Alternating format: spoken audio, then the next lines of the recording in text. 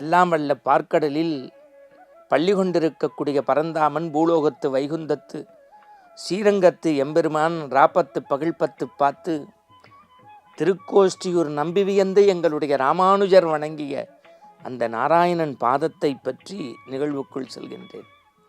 துறவு துணியை பொறுத்தா அல்லது தியாகத்தை பொறுத்தா?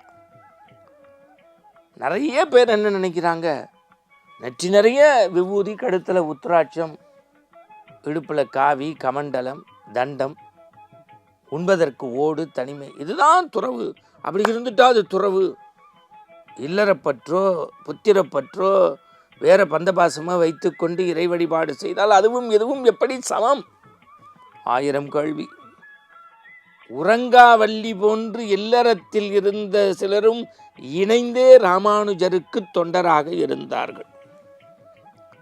ராமானுஜருடைய ஸ்ரீமடத்தில் இந்த தொண்டர்களுக்குள் சண்டை சச்சரவு. காவி உடுத்திய இந்த துறவி பெருசா அல்லது இல்லறத்தில் இருக்கும் உறங்காவள்ளி உயர்வா? நாள்தோறும் இந்த தண்டத்தால், உண்கின்ற பிண்டத்தால், உடுத்துகின்ற உடையால் சச்சரவு.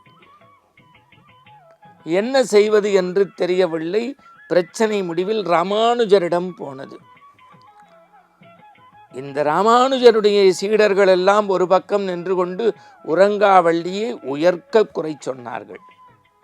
ஒற்றை புன்முறுவலோடு ராமானுஜர் 12 திருமண் அவதரித்து கொண்டிருக்கக்கூடிய பாகவதர்களை அழைத்து, உறங்காவள்ளியின் இல்லத்திற்கு செல்லுங்கள், அங்கிருக்கும் நகை நட்டை எடுத்து வாருங்கள், திருடர்களைப் போல அல்ல, உள்ளம் நோகாதபடி உவந்து எடுத்து வாருங்கள்.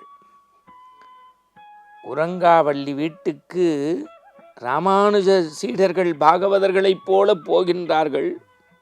அங்குமிங்கும் ஊஞ்சல் ஆடுகிறது. உறங்காவள்ளியினுடைய மனைவி பொன்னாயி படுத்து உறங்குகிறாள். ஒரு பக்கம் சாய்ந்திருந்தவளுடைய கைகளில் இருந்த வளையல்கள், காதில் இருந்த தோடு, மூக்குற்றி எல்லாவற்றையும் கழட்டி விட்டார்கள், மூட்டையில் சுற்றினார்கள். இன்னொரு பக்கமும் இவர்கள் குப்பரப்படுத்தால் இவர்கள் எடுத்து கொள்ளலாமே என்று உருண்டு பிறண்டு ஊஞ்சலில் பொன்னாகி படுக்க முற்பட்டார். ஐயோ, முடித்து கொண்டு கண்டுபிடித்தால் என்ன செய்வது என்று 12 திருமண் இட்ட பாகவதர்கள் பறந்து ஓடி ராமானுஜரிடத்தில் வந்தார்கள். அந்த காட்சியை அப்படியே நிறுத்துங்கள்.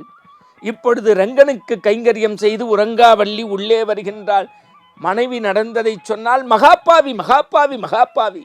வந்திருக்கும் பாகவதர்கள் மனம் நோகின்றபடி இன்னொரு பக்கத்தை காட்டி, உன் நகைகளை எடுத்து கொடுக்க வேண்டாமா?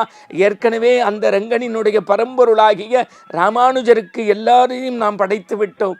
இந்த நகைகள் எதற்கு? உனக்கு ஆணவம், நான் என்கின்ற நெடி, நீ மனைவியே அல்ல என்று ஒதுக்கி வைத்து விட்டான்.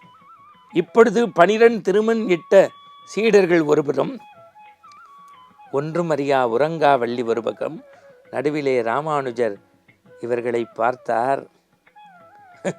இப்பொழுது பக்தி புரிந்ததா? இனி பொன்னாயி தனக்கு மனைவி இல்லை என்று சொல்லிவிட்டான். அந்த பொருளை நான் எடுத்துக்கொள்கின்றேன் என்றார். புன்முறுவலோடு இருந்தார் உறங்காவள்ளி.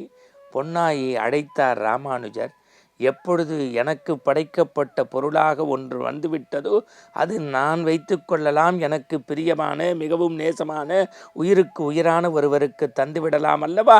என் உயிருக்கு உயிரான உறங்காவள்ளியே, உன்னிடத்தில் இந்த பொருளை பத்திரமாக கொடுக்கிறேன், கரம் பற்றி பத்திரப்படுத்து. மீண்டும் பொன்னாயி உறங்காவள்ளியின் கரம் பற்றினாள். இந்த சீடர்கள் எல்லாம் உருண்டு பிறண்டு அழுதார்கள். பக்தியின் உச்சம் உறங்காவள்ளி என்பதை உணர்ந்து கொண்டோம்.